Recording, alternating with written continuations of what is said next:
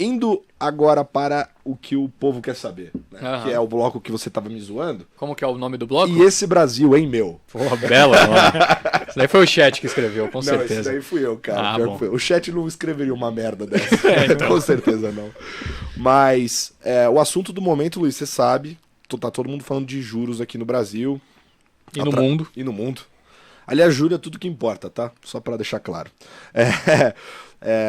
Mas a galera não tá falando só da taxa Selic em termos de juros nominal, né? Aquela silicona lá que a gente olha bonitinho e tal. A galera olha muito também pra relação de juro real da economia, que é quando você desconta pela inflação, né? E aqui na mesa do Stock Pickers foi engraçado, né? Porque o mercado tem lá aquela taxa terminal próxima de 9, alguma coisa assim, mas todo mundo que a gente entrevistou falou que vai pra baixo. Então eu não sei o que eles estão vendo aí do mercado que tá falando que é 9. Mas todo mundo que a gente entrevistou, inclusive... saíram matérias recentemente de grandes nomes, como do Rogério Xavier, por exemplo, falando que o negócio vai pra 7. E o Xavier falava isso quando ele veio aqui. Veio aqui, verdade, lá atrás, verdade, Faz bem pontuado. 8 meses, talvez? Por aí. Isso aí, faz um tempinho já. E ele já falava. E eu sei que você também tem uma opinião diferente pra essa questão da taxa de juros aqui no Brasil. Será que ela vai mais pra baixo mesmo?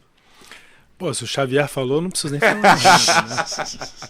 Bom, mas a visão é exatamente essa, né? A visão que a gente tem é que a grande oportunidade de investimento hoje, como você falou, os juros é a maré que levanta todos os barcos, mas a grande oportunidade do Brasil hoje, como um todo, né? Não só de investimento, mas como país, é justamente caminhar para uma taxa de juro real de país desenvolvido. E isso é um processo que já vinha acontecendo antes da pandemia, né? Então o brasileiro, o investidor, sei lá, ele tem esses 4,5%, 5% de juro real na cabeça como se fosse uma verdade eterna. Só que isso é uma taxa de juros que quebra o país no longo prazo, ainda mais um país com redução de... acabou o boom demográfico, enfim, todas aquelas coisas, né?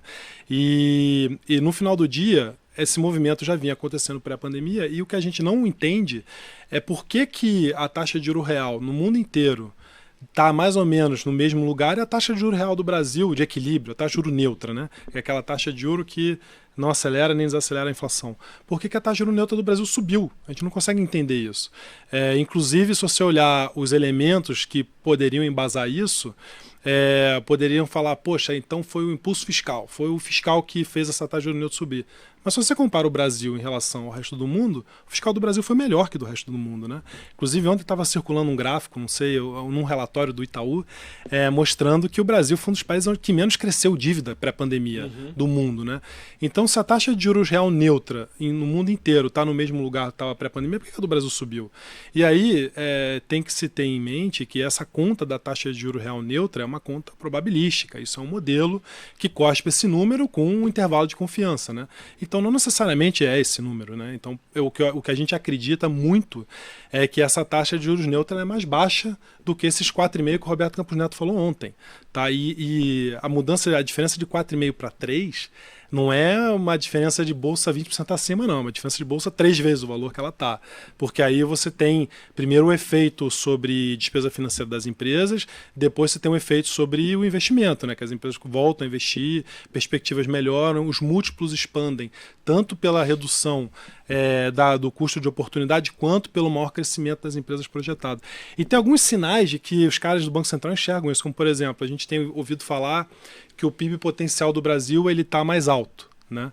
Então, não é absurdo pensar que se o PIB potencial do Brasil... Não é absurdo, não. Se o PIB potencial do Brasil é 2,5 em vez de 1,5, aquelas contas todas de convergência da dívida pública, elas são muito melhores. A dívida pública converge muito mais rápido.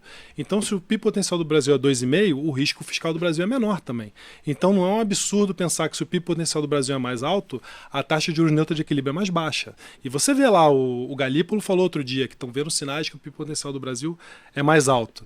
E o que eu acho mais interessante disso tudo é que está acontecendo esse movimento, né? Então, a gente está cortando a taxa de juros 50 bases, e a grande discordância entre a curva e a gente é que a curva para em 9,5 e volta a subir.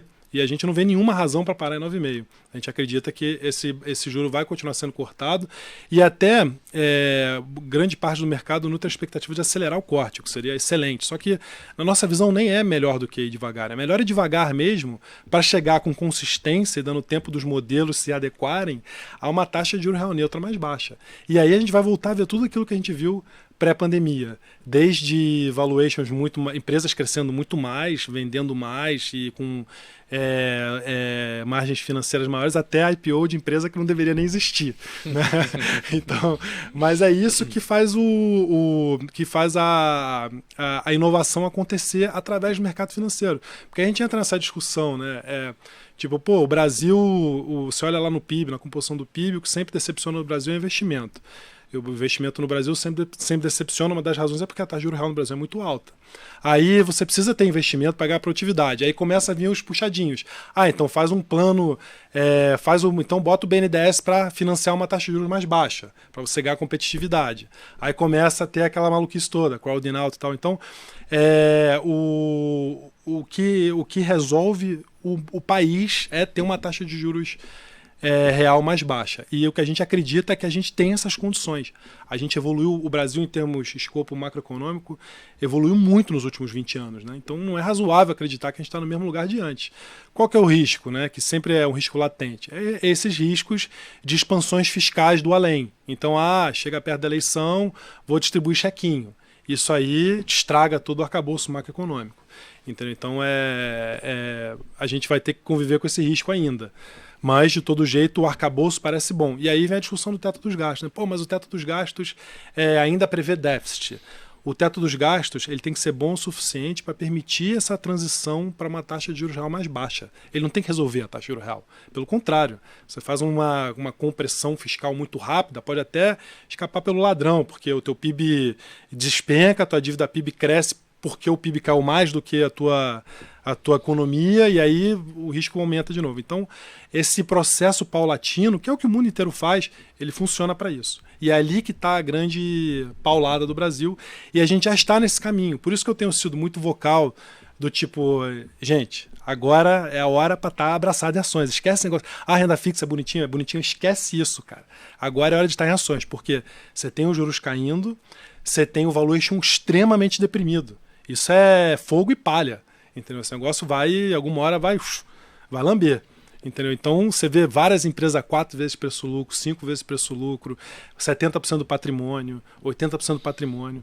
Entendeu? Então aí essas empresas vão ter mais lucro e vão negociar um valuation mais alto. Então aí que você vai ver várias empresas multiplicando por 3, por 4, e aí a gente acredita que lá a carteira do Versa tem várias dessas empresas, né? E aí a gente vai recuperar todo esse movimento.